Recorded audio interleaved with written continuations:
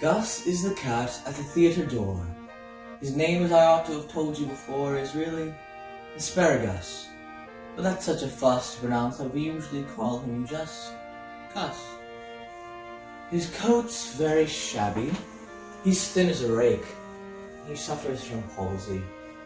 That makes his paws shake. Though at once he was one of the smartest of cats, but no longer a terror to mice or to rats.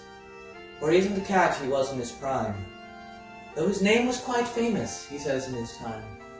And whenever he joins his friends at their club, which takes place at the back of a neighbouring pub, he likes to regale them, if someone else pays, with anecdotes drawn from his palmiest days.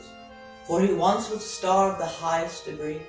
He's acted with Irving, he's acted with Tree, and he likes related success in the halls, where the gallery once gave him 7 cat calls.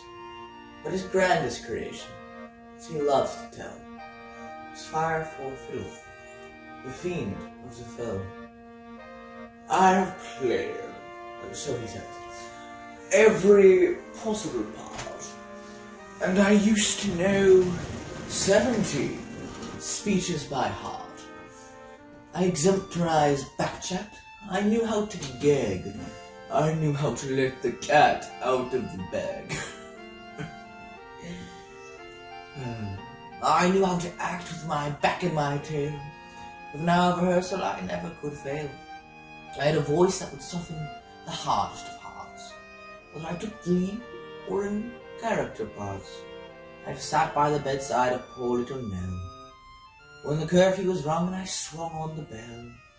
In the pantomime season I never fell flat, and I once understudied Dick Whittington's cat.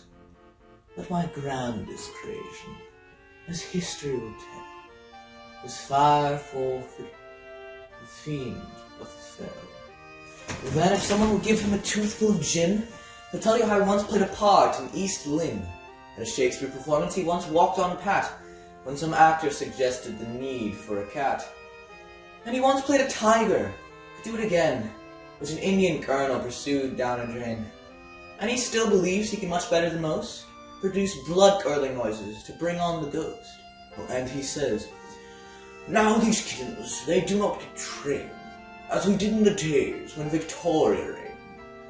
They do not get drilled in a regular troop, and they think they are smart just to jump through a hoop. And he says as he scratches himself with his claws, well, theatre's certainly not what it was.